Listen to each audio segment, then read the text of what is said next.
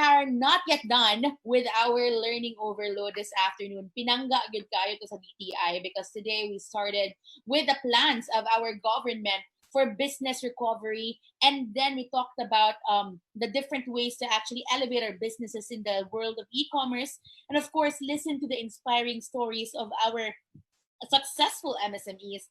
And we also listened to the plans of the Cebu Design Week. But also, we're not going to end this show without being able to showcase the different businesses who were able to quickly pivot, look for solutions, and stayed afloat during this quarantine. And I am super excited for this panel session. Karong higayuna atong mahinabi ang mga representatives sa mga businesses nga padayon gihapon pag-operate karong pandemic.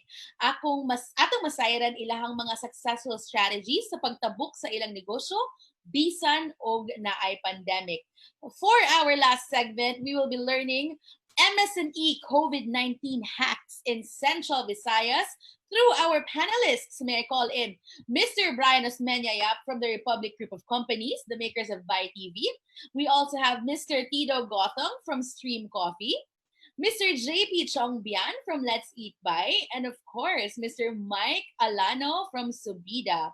I am the only woman in this panel, so I'm surrounded by a lot of handsome men. Good afternoon to all of you. Why don't you say hi to our viewers? But please don't forget to unmute yourselves when you do so. Maybe let's start with Brian.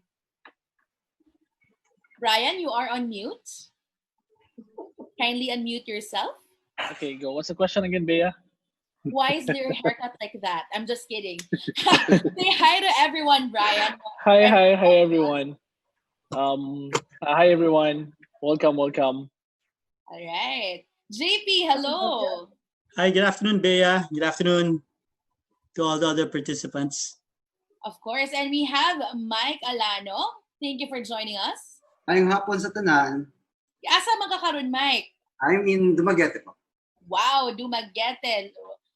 Joining us from Dumaguete. And lastly, we have Mr. Tito Gotham. Hi, good afternoon. Hi, guys. Good afternoon.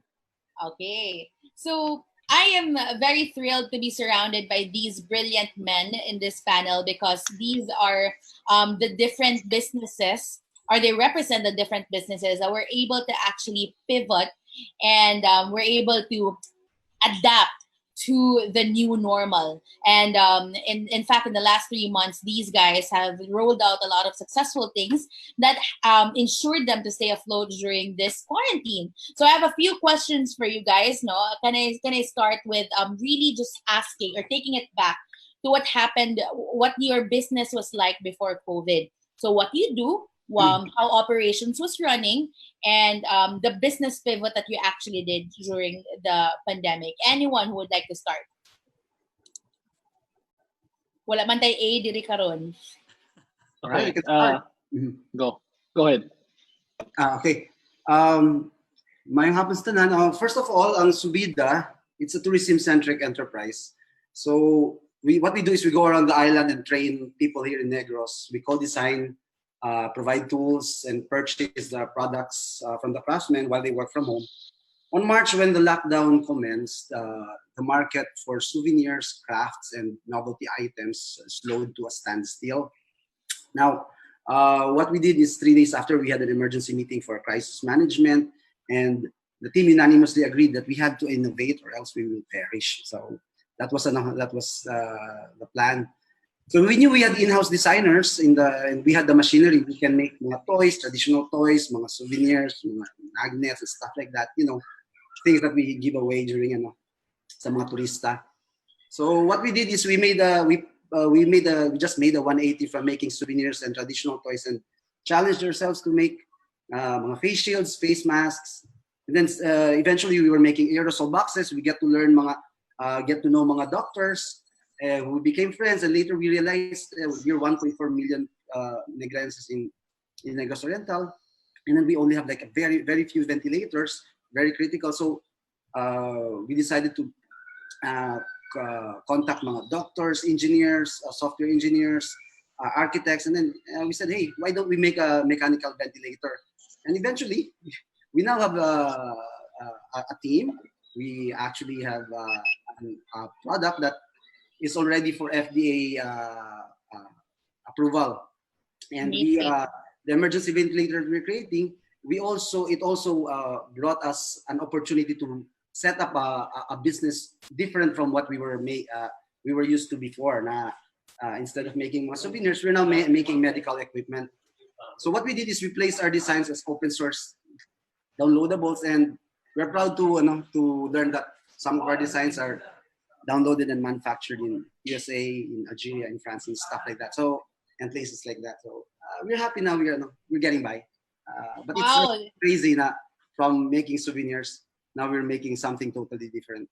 Yes, you have definitely took a 180-degree turn, and congratulations on being able to pivot right away. We're gonna get into the process and the journey of being able to do that in a little while, but maybe we can listen as well to whoever in the panel would want to go next. What were you like? What was your business like before the pandemic started, and how did you pivot? On our side, as RGC, we're a group of companies. We're technically a digital transformation agency. We do social media, we do softwares and mobile apps. That part of the business is not really affected as much, but we do events. We shoot videos on ground. That part of the business is highly affected. What we did on that side, because our video and events team were not able to shoot outside due to the pandemic, our team decided to do live shows like what we're doing now, right? And it actually became a business. So with a team of 70 people, we're happy that none of our 70 people we had to laid off, because we were able to still provide revenue and jobs for them. Amazing. And we'll get you did live shows for your company, and we'll get to that later. And to either JP or Tito, what was your business like before the quarantine, and how did you pivot? So my business is Stream Coffee. We're a specialty espresso bar. We're a very brick and mortar business, so we love the customer interaction. The entire business was hinged on customer interaction. So the first thing we did, basically, this is what everyone tells you not to do. We really closed down. We were afraid for the lives of our people, and of course, we didn't want to contribute to the spreading of the sickness. I think it began maybe a month after that. We needed to shift our idea to doing more online selling compared to just the traditional brick and mortar. Mainly because the COVID seemed like it was here to stay, and it was going to be a long time before we fix it. But we didn't want to do it just sell online. We wanted the customer experience to follow suit. So we're trying a different way to interact with customers, to engage with customers, and we're pushing ourselves to become more like content creators now, instead of just a marketing or just posting pictures. We're trying to be more content creative on the business. Thank you, Tito, and we'll talk more about that later on. And lastly, JP, hello, bye. Hi, good afternoon, Bea. Good afternoon. Yes, we have a food market. It's called Sugbo Mercado. So we have branches in IT Park. It's our main branch. And we have a branch in Mandaue and Lapu-Lapu. And before this pandemic happened, we just recently opened a new branch with a new concept, which is called street food. No? We introduced all the street food around Cebu, and we opened up in Ayala. We opened up on January. So when the pandemic happened on March 16, or when it was announced by the Cebu City government on March 16, we immediately closed all the shops because we were a destination for all tourists, local and foreign. So we closed it up. And we transitioned, or we had this, or I had this page called Let's Eat By, which is a private foodie group. and we transitioned that immediately to a digital marketplace. So on March 16, I immediately, it was mostly a foodie group. Now, like if we're all together in a restaurant, we'd take a picture, tag the name of the restaurant, and create awareness. It was to create awareness for the local restaurants or institutions in Cebu. So that immediately became a digital marketplace in which I got some sellers which I saw in my FB newsfeed, like eggs and basic food communities, no? And that grew exponentially in a week's time, which I can explain later. Or if you want to explain, let me explain now. I can explain it Go ahead. now. Go ahead. Okay, so after March 16, I placed 3 sellers as eggs, if I remember correctly, vegetables, and even ngoyong. And we had a membership base of 5,000 members that time. And in 1 week, those 3 sellers became 100 sellers. So I remember in the talk of JP Soliman of Union Bank that it's either to digitalize or to perish. And he's talking about Gen Z. Now, the Gen Z were these sellers because they immediately came online. Now, the other gens, which were the buyers, weren't used to these tools online with, let's say, the delivery apps or social media, which when we were like 50, from 5,000 membership, in a week's time, it became 10. Then in 2 weeks, it became 50,000 members. When it became 50,000 members, I had questions on how to book a delivery service and this and that. So a lot of people weren't knowledgeable in using these online tools. So now that we are, as of today, we are 119,000 members and we have more than 3,000 sellers online. And what we created, what happened also here, our sellers are a big spectrum now. We have displaced workers to wet market vendors. When I say wet market vendors, from Arbonne or Pasil or farmers, and to restaurants and to home-based entrepreneurs. These are our biggest market, our home-based entrepreneurs now. So their sales or their revenues have been so overwhelming that, for example, like we have this supplier of one of the known dried mangoes. So she had a inventory of 18 tons. When she posted in Let's Eat Buy, those 18 tons were sold in 3 days. 18 tons of mangoes. This carbon market seller, vegetable market seller, she got sold out in a day of posting. So that's how overwhelming the sales were. Because when we grew the Facebook community, as we call it, it's not a Facebook page anymore, it's a Facebook community, a real live working community. When we grew it, the membership that came in, the 119,000 members we have in, are mostly buyers. So they came in to buy goods, to connect to these online sellers. So what we made what we did immediately in a week's time was we made an OFD, what we call an online food directory. This was the fastest way for homestays to connect to online sellers. And what people didn't know on March also is what we created, the first homegrown full service app, which I'll get to later when we discuss with the other panelists. That's very exciting, JP. Can I just say I'm a member of Let's Eat Buy, and thank you. It's been a trap for me to keep ordering food from our local homemakers, but I'm very, very happy naman to support. So thank you for letting us know what you've been up to during this quarantine, and we'll get to that later. But I'm wondering lang, since we are all at home right now, and clearly we cannot physically be together and work with our employees and teams. So we have Dido as a coffee shop owner cannot be with his baristas. And Brian mentioned kanina that we couldn't hold events anymore.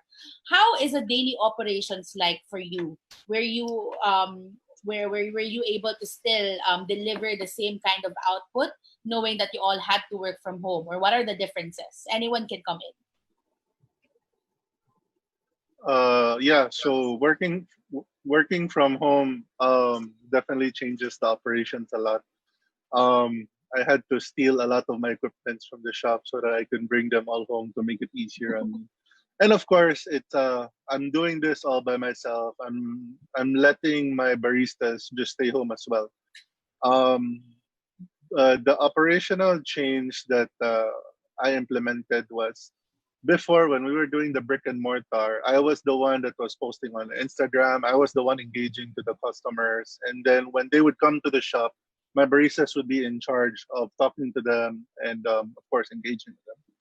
So we flipped the switch. Now I'm the one that's doing the operations. Well, I let 7 of my people be the one to engage online. So for me, this is an interesting experiment to say the least, because it lets our customers experience a lot of us, like the way we post, the way we engage with people, the kinds of pictures we post, the kinds of things that we think are interesting and reposts are changing every day. So That's right. our brand becomes extremely sincere, I think, because it's the things that we are interested in. At the same time, it gets people more engaged with who we are because there's so many things that are going on inside our pages. So yeah, that's really the biggest change for us. So you're still able to employ your team. It's just that they are wearing different hats now. Yeah, well, our goal, or my personal goal, is really to survive through this pandemic together. I didn't want to have to resort to firing anybody.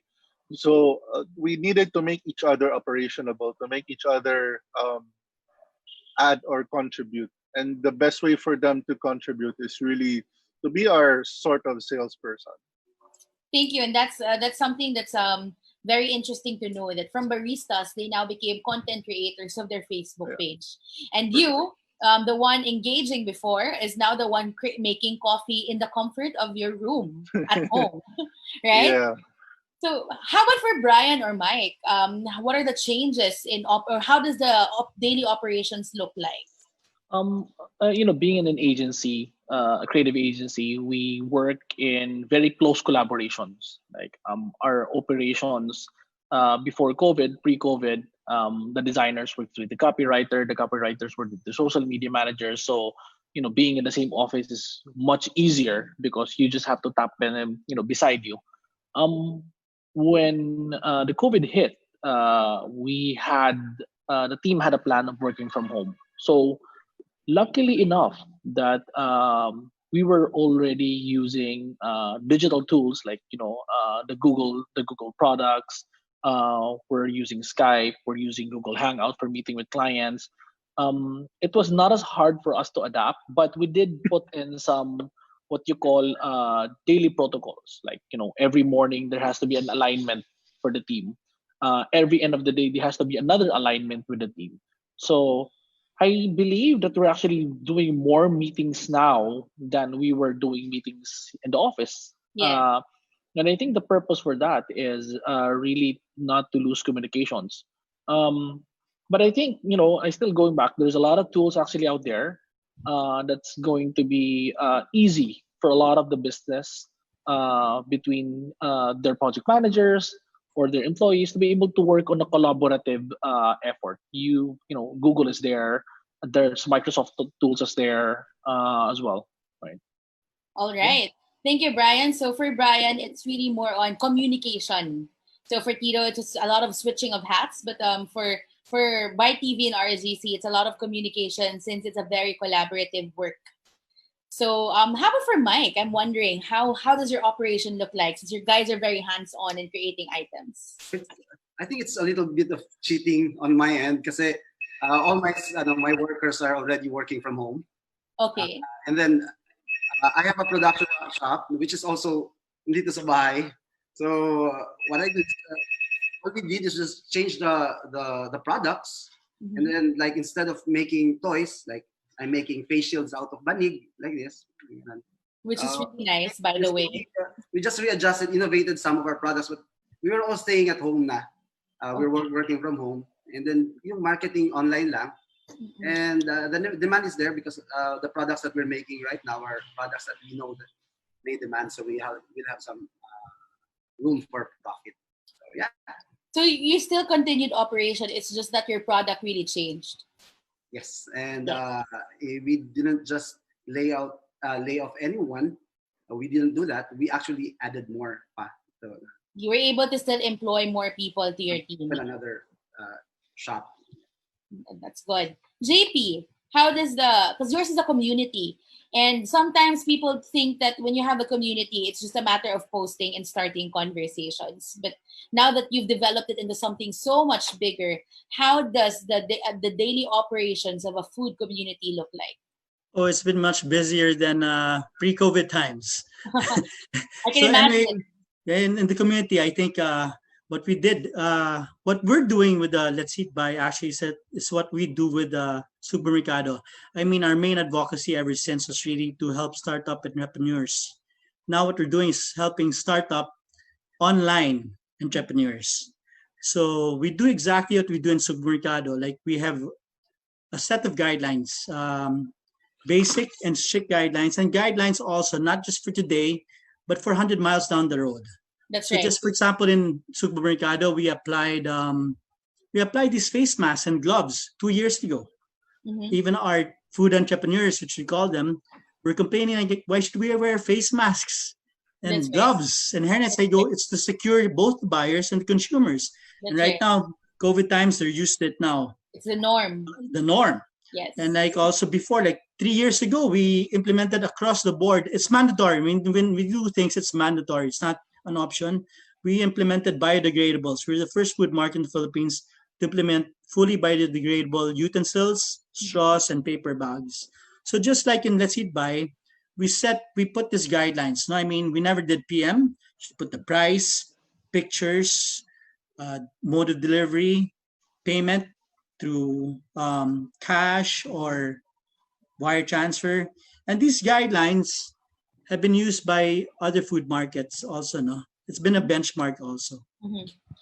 And yeah, as Brian said, the communication has been even more. When you work from home and you're just at home, then might as well communicate with your team even more, no? So Yeah, I'm so guessing, JP, that you have you have a team of community engagement specialists or social media managers. but who yes, I actually- mean, definitely. When we were 20,000 members, it was just me. But when we became 20,000 members, I go, I can't handle this because each and every question, may it be whatever kind of question, Mhm. I would really reply to. I mean, that's how we always do our businesses. I mean, since we're in the service business, it's about customer service. That's right. So after 20,000 members, I hired a team from Supermercado.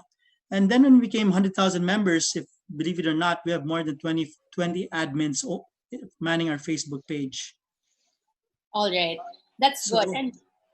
And the stories that you've shared and the way you were able to sustain your business during this pandemic is really inspiring. And I'm just really wondering because as business leaders, it is your job to actually make sure that your employees are on the same page as you and and being able to achieve your business goals. I'm just really wondering, knowing that a lot of people are scared right now and uncertain of the future, how are you able to motivate your team to keep working during these very difficult times? I know there are conversations about mental health and how it's deteriorating because of the condition, and work outputs may be affected by it. So before kung optimistic magtrabaho, then go and push, but right now it's just that it's scary. How do you motivate your team members to keep going during this pandemic? On our side, hire a good COO, right?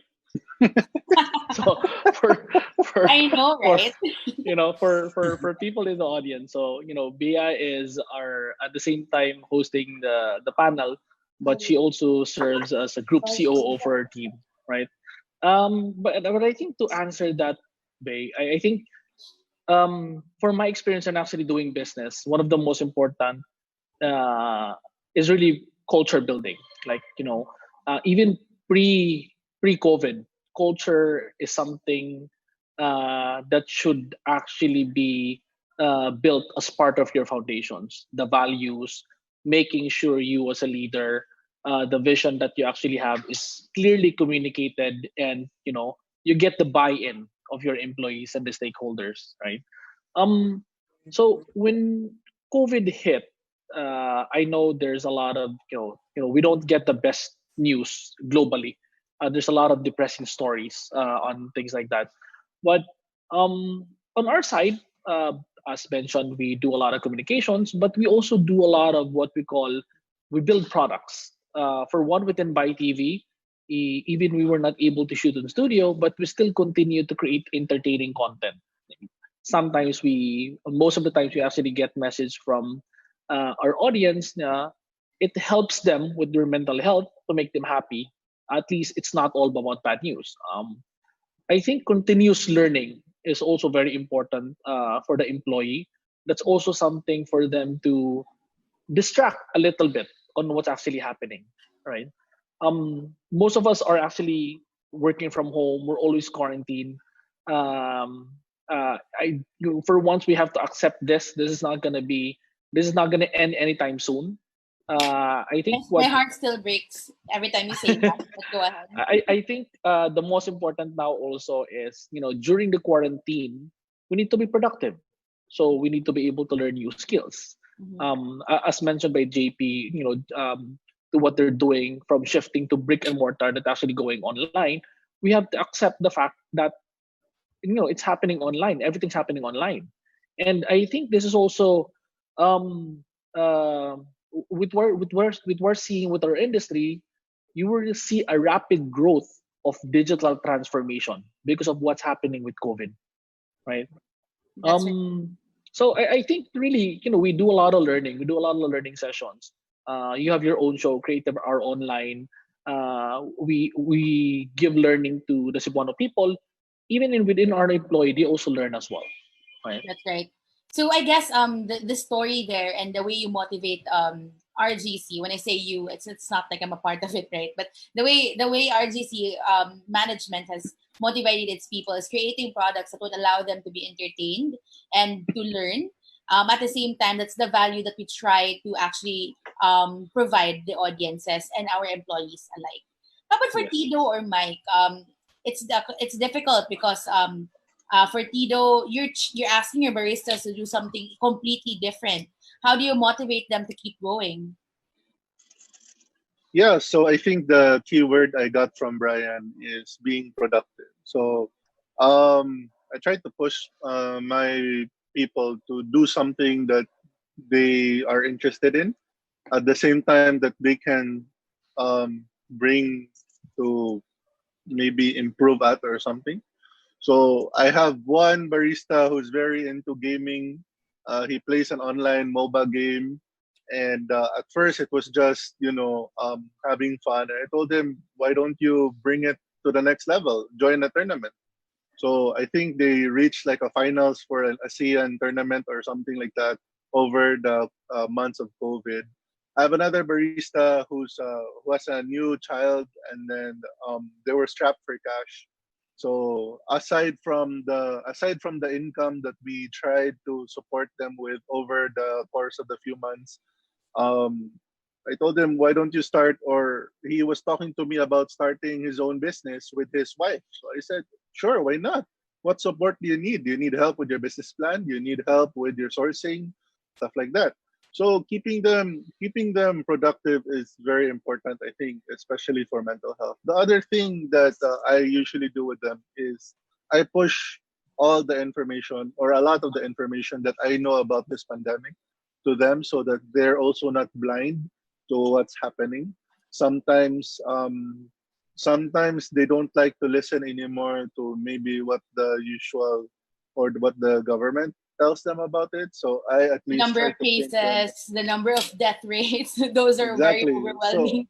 I try to gather as much information as I can, what's happening outside, and try to sort of explain to them like, oh, but yes, it seems dark now, but this is what's happening abroad. This is what's happening in other countries, and it seems like there's always a light at the end of the tunnel. And yeah, stuff like that. I try to relate to my people as much as possible. Which is I have a group of seven uh, baristas. It's not that hard for me, at least.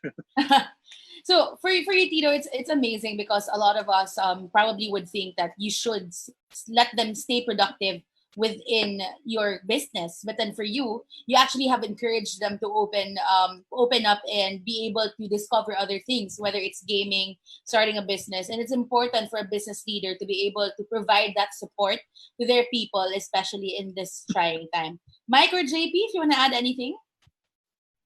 Yeah, for actually similar to Tito, for us to motivate our employees, we actually keep our communications open. So always communicate. We continue to remind them, our employees and our craftsmen, to always transform ourselves and believe in our skills.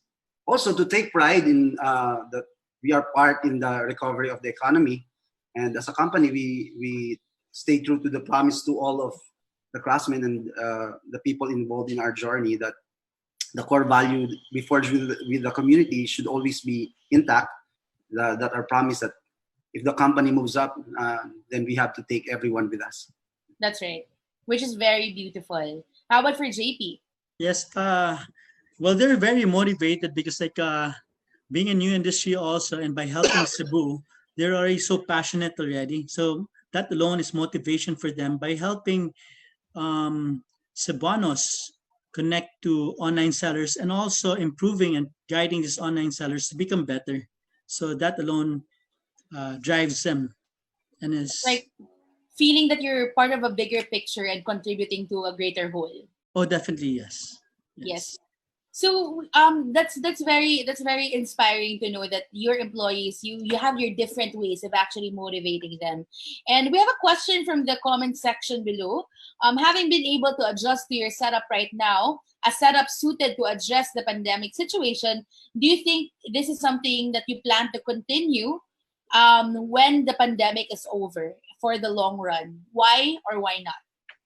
Whoever wants to go first.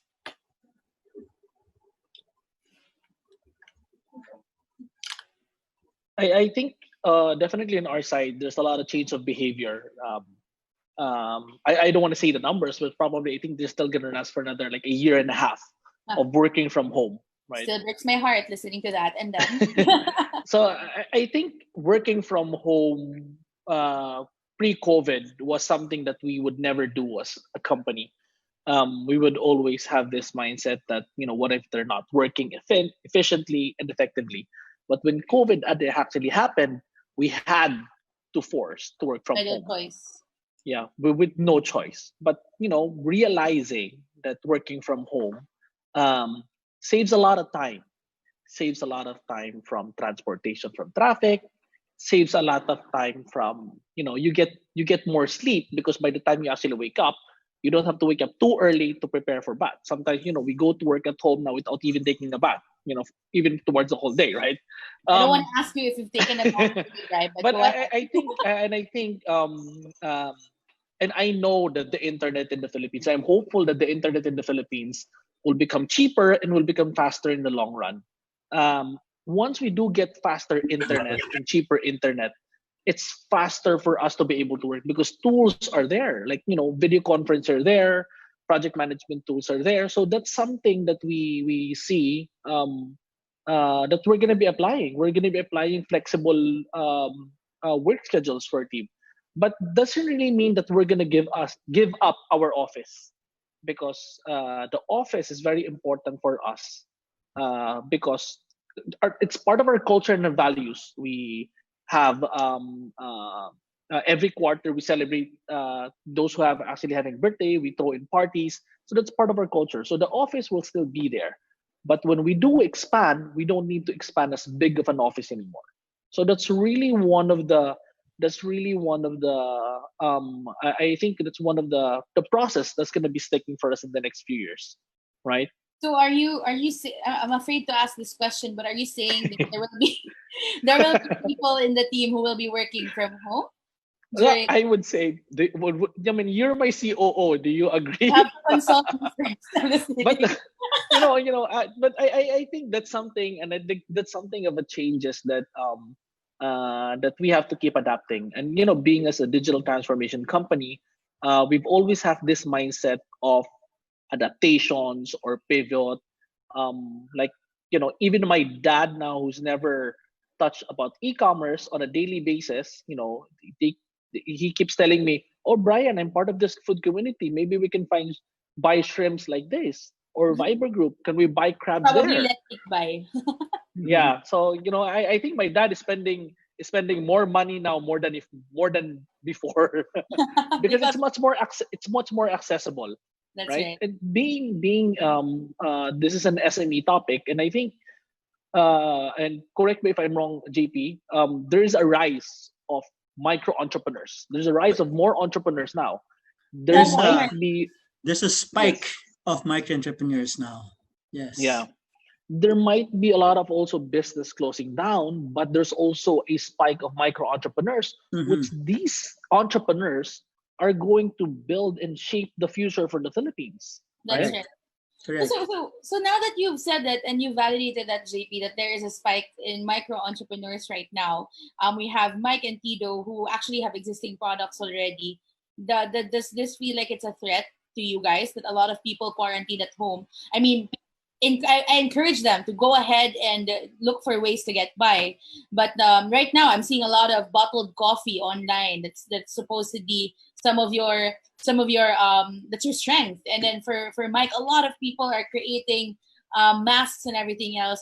Do you feel like it's a threat, or is competition always good? What are your thoughts about it?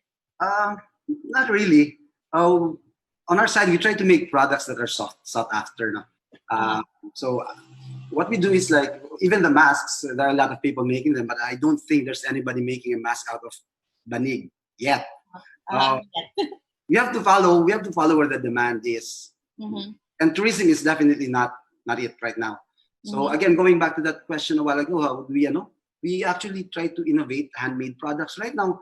Yung ginagawa namin, yung mga craftsmen, what they do now, they're making, other than face masks out of banig, they also focus on making mga gardening equipments like mga pots, pottery, yung mga garden planter Okay. boxes. Yeah, and then they're these are things that are, I think, they're non-essential, but they are marketable during this new normal. That's right.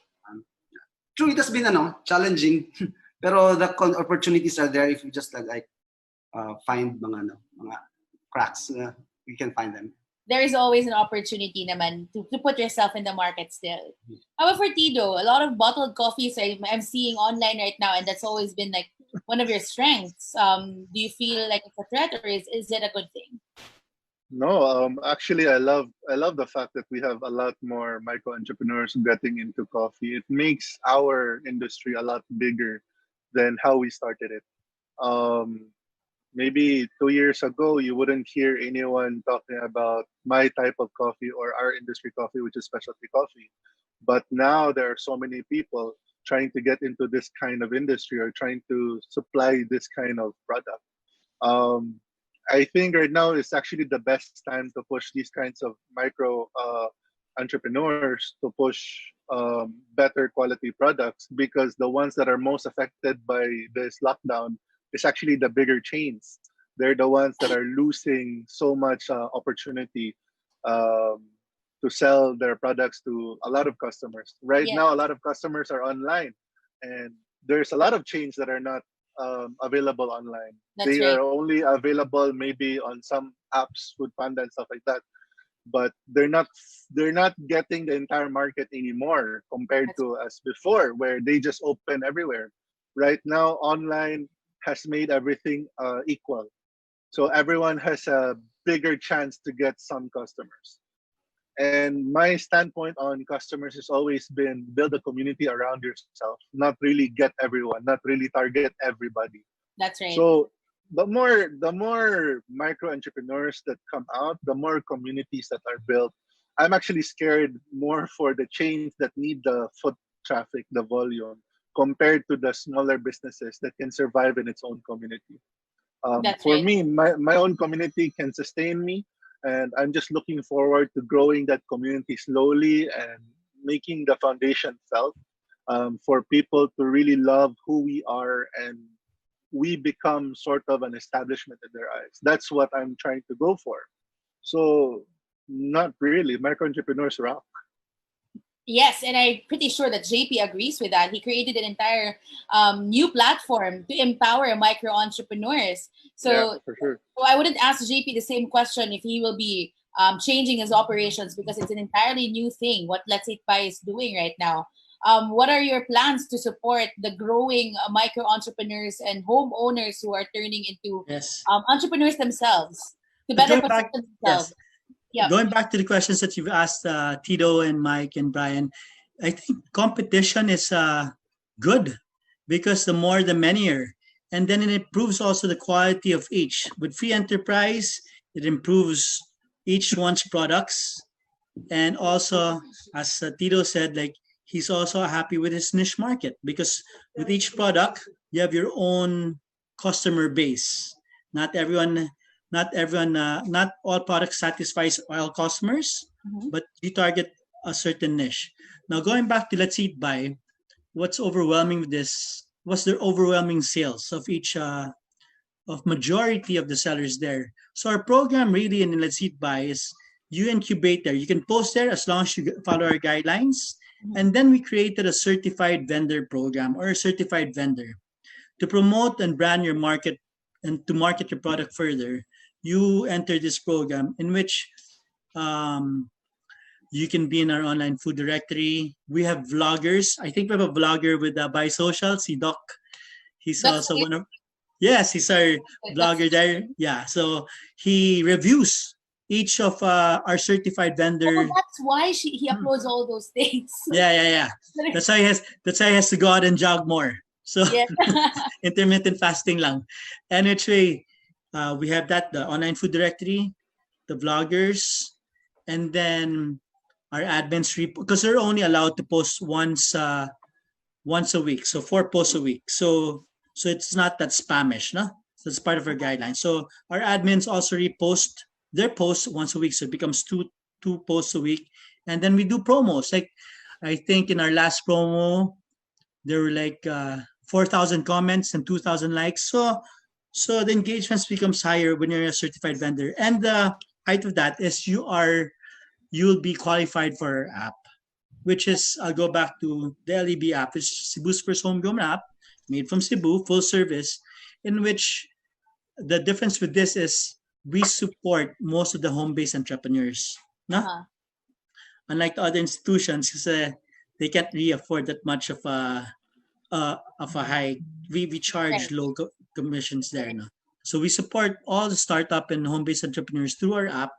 And it's a full-service app. So we have 4 categories. We have food, and we have delivery, which you can deliver your parcels, Uh-huh. and we have also Go.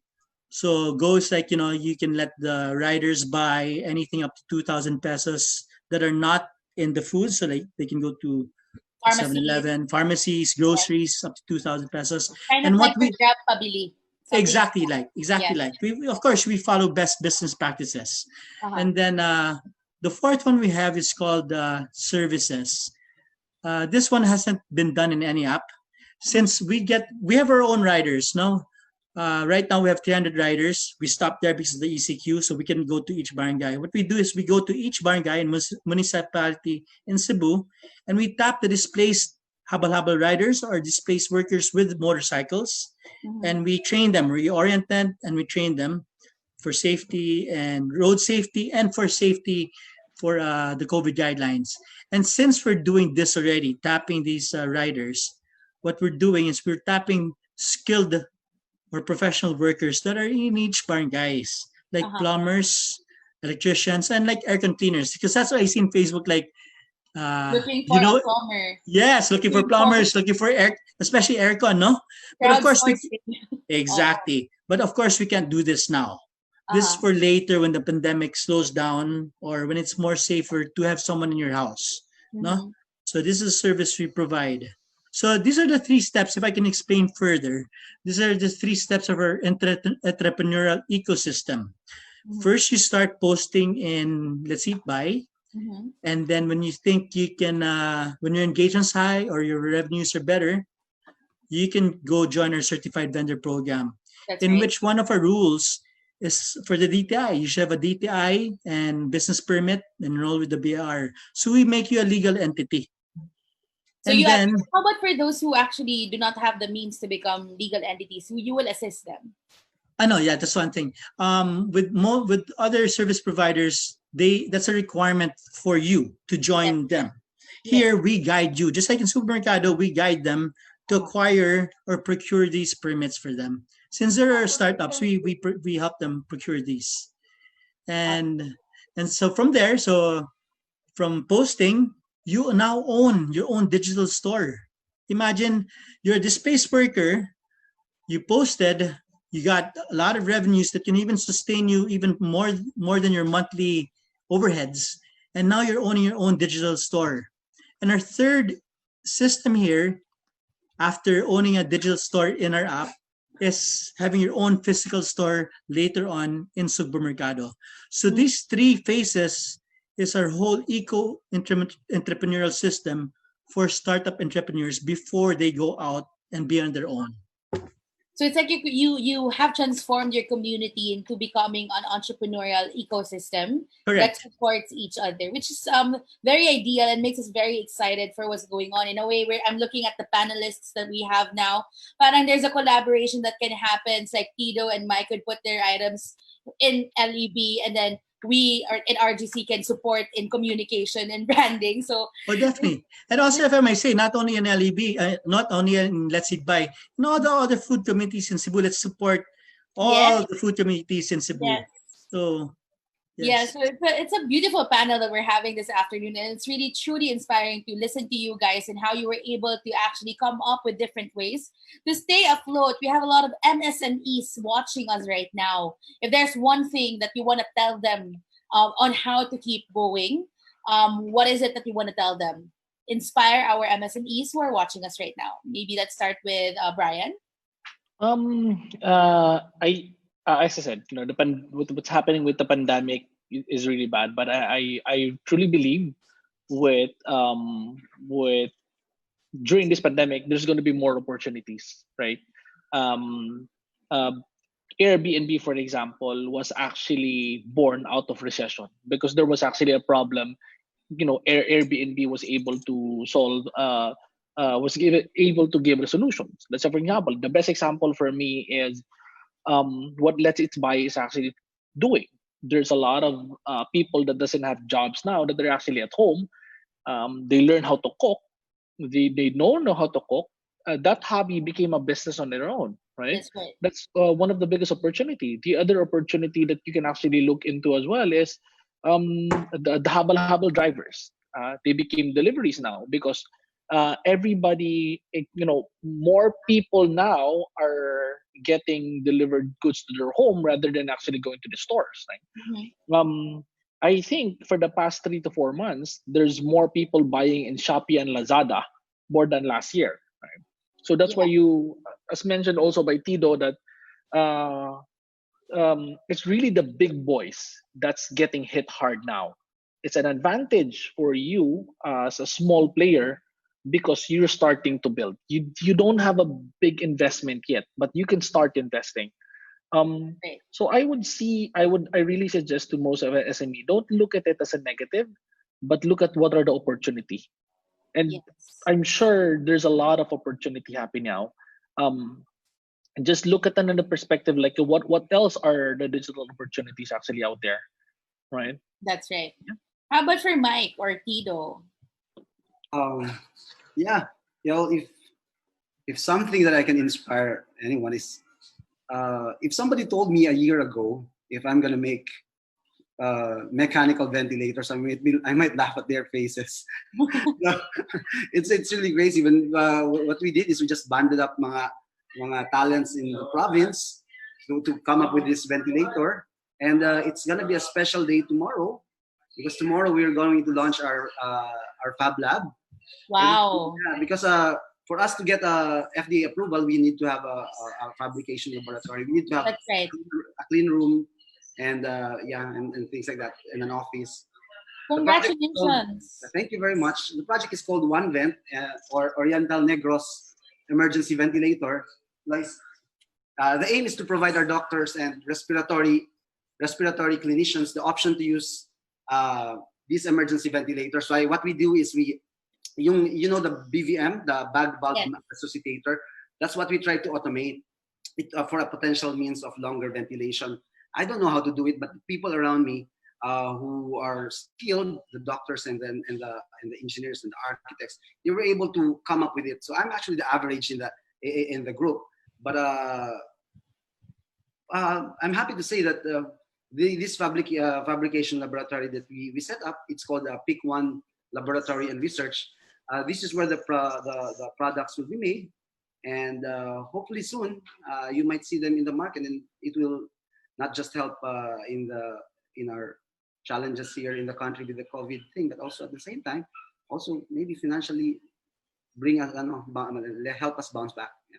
That's right. So to the MSMEs watching us now, Mike is a perfect example of being able to spot a situation and look for the thing that they could actually support in. And right now, our medical frontliners need a lot of help. And because of Mike's team, we are able to create ventilators and other products for them to be able to continue serving the Filipino people. So thank you very much, Mike, Tito, or JP, whoever wants to go first. I'll go first so we can save the best for last.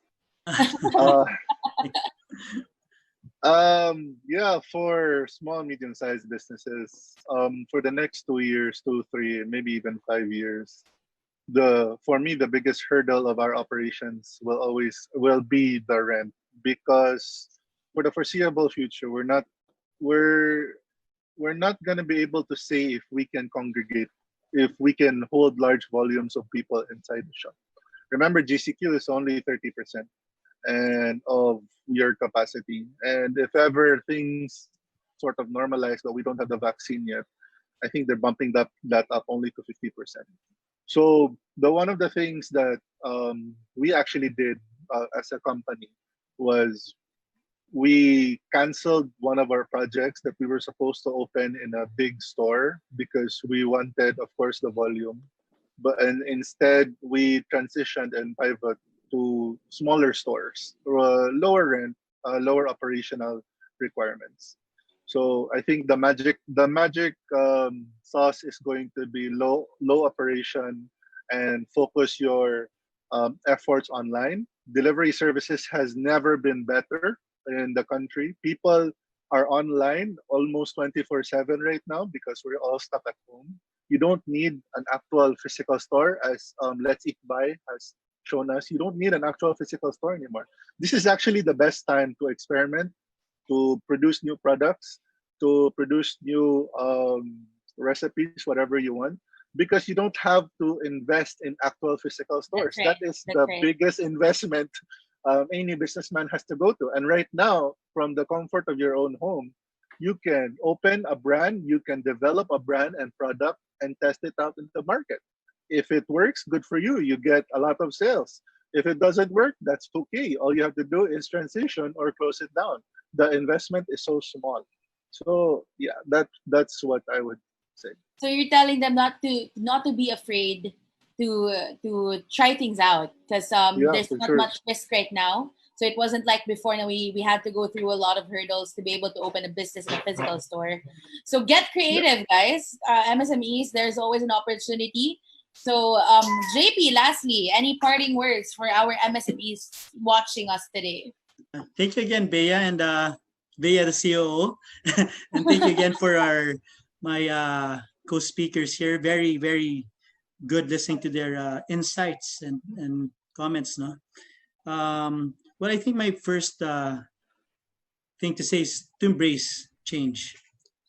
Without embracing change, then you cannot think of what to do later on. Things are not normal anymore. So whatever you think was a normal before isn't it anymore. So don't expect it. So the first thing I think is to accept. Once you can accept change, then you can be more creative on what to do next. That's right. I mean, it's not the end of the world. It's the start of a new world.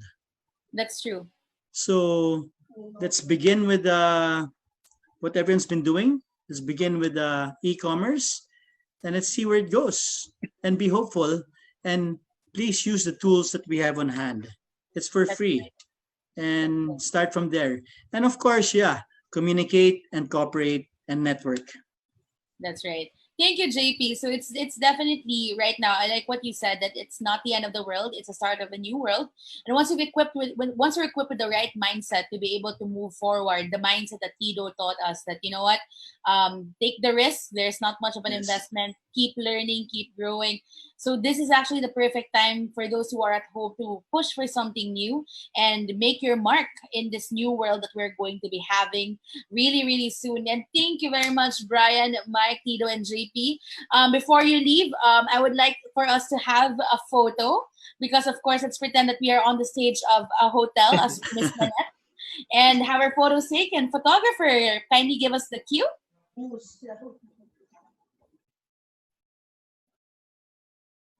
Hello. Photographer, cue. Oh, we're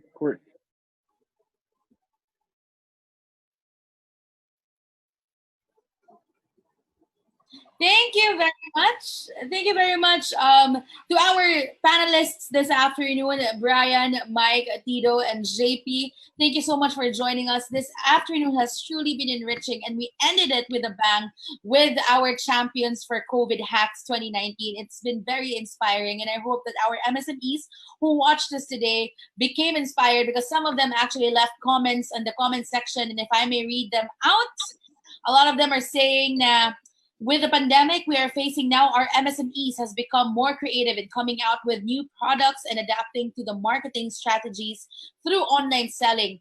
Go, go, go, MSMEs. That's right. Very helpful conversation space. Congratulations, DTI Region 7. Thank you so much for our panelists for the very doable strategies. Another comment we have here: let your creative juices flow in this quarantine life. And of course, don't forget to create, connect, and care. So a lot of beautiful messages coming from all of you guys have been super, super inspiring to all of us. So thank you very much for joining us today for DTI Region 7's MSME National MSME Week Ready to Recover program. And if I may share with all of you guys, we actually have a lot of updates for the SMED week that we have gone through today. So first off, our COVID-19, this is going to be a little long, but I tell you guys, these are a lot of good news and updates from our friends from DTI. First off, our COVID-19 assistance to restart enterprises of the CARES program of SB Corporation has approved 20.940 million budget for the P3 CARES loan application, and the number of approved loans application is now 219. The Livelihood Seeding Program Negosyo Serbisyo sa Barangay, or LSP-NSB, livelihood kits have now been distributed and turned over to identified MSMEs in the region. Amazing, DTI. Thank you so much for that. And DTI Region 7 has also now conducted business recovery programs for MSMEs, an initiative to assist selected MSMEs and agrarian reform beneficiaries to come up with business recovery plans to combat the effects of COVID-19 on their businesses. We also have conducted COVID proofing for the next normal, which are online learning sessions for select MSMEs, a 2-hour online session and one-on-one interaction and presentation of business recovery strategies per MSMEs. Grabe, kadaghan og gibuhat sa DTI to support us. Aren't you all excited for this? We also have DTI Region 7 posted social media announcements on their partnership with Congressman Garcia's Panginabuhi Jud, a media platform of DTI webinars on entrepreneurship development and information on DTI programs and services for MSMEs and health and safety protocols for business establishments.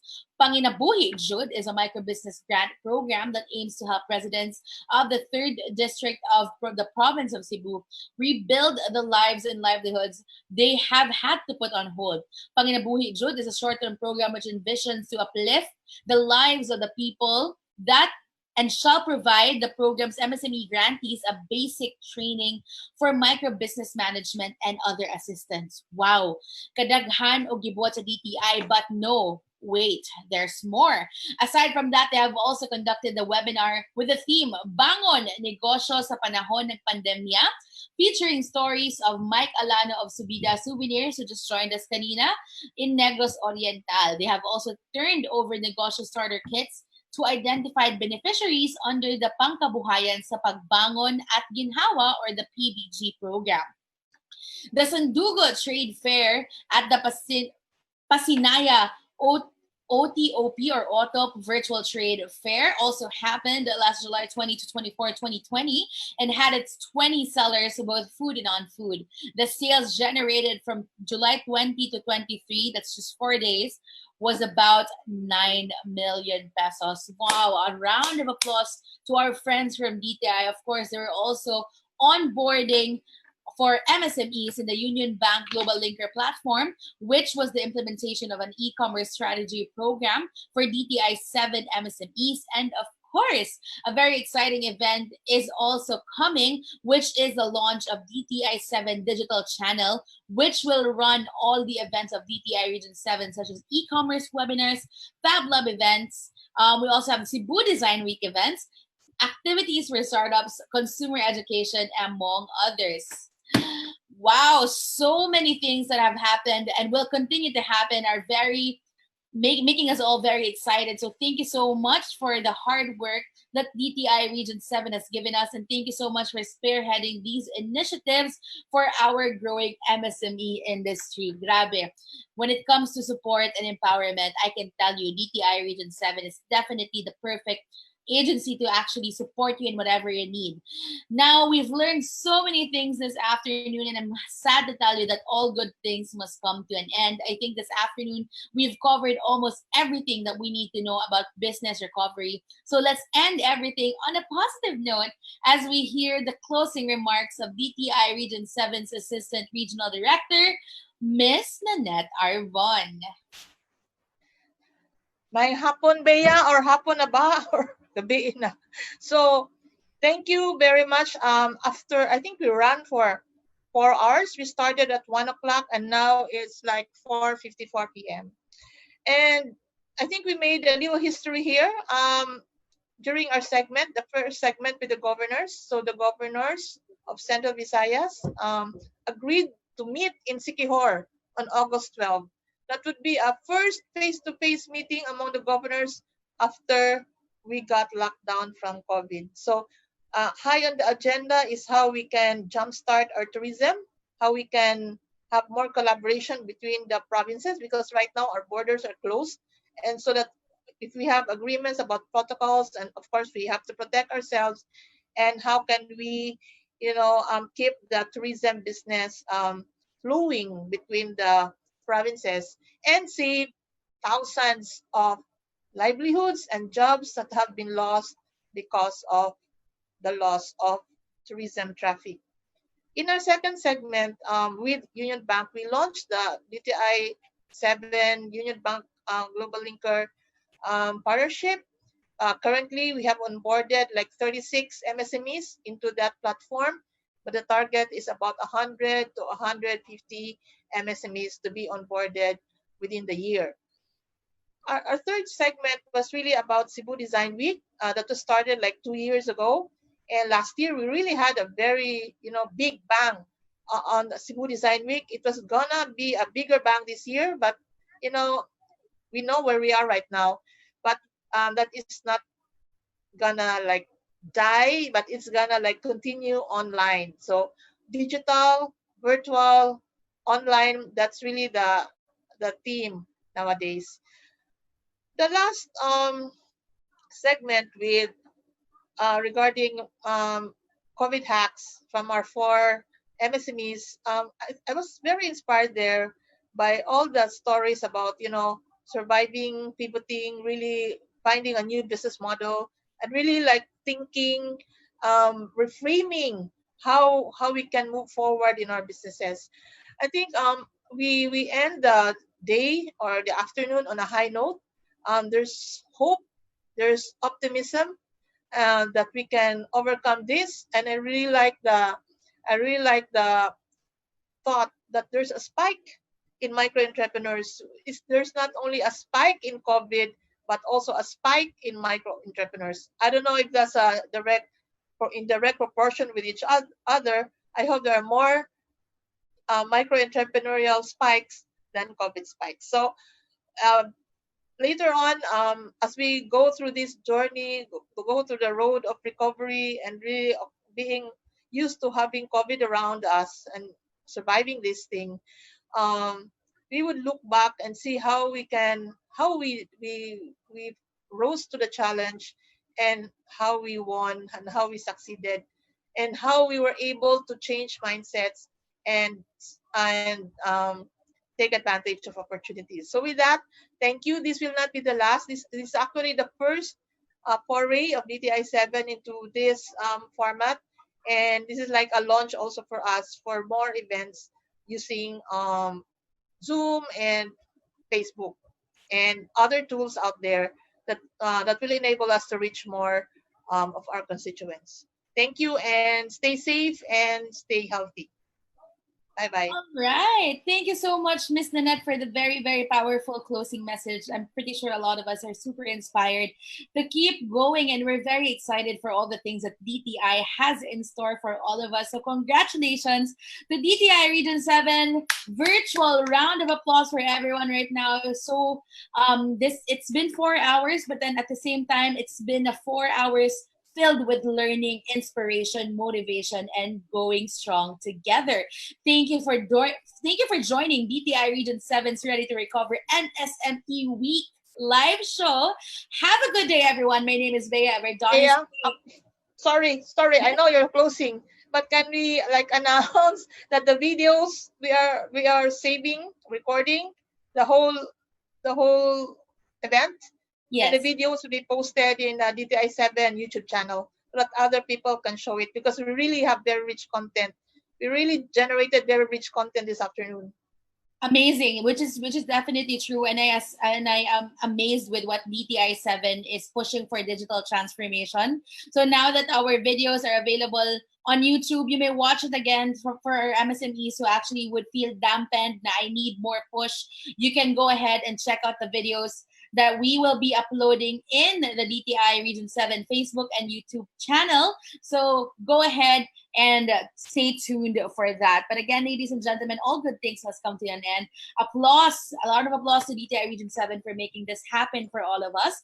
My name is Bea Arbonne. It's a Friday night. It's a Friday and a lot of us might be resting, but I hope that you guys enter the weekend with a renewed mind and would believe that with resilience, we'll always be ready to recover from whatever oncoming hurdles we may face. Ladies and gentlemen, MSMEs, padayon ta. Goodbye and amping mga bayan.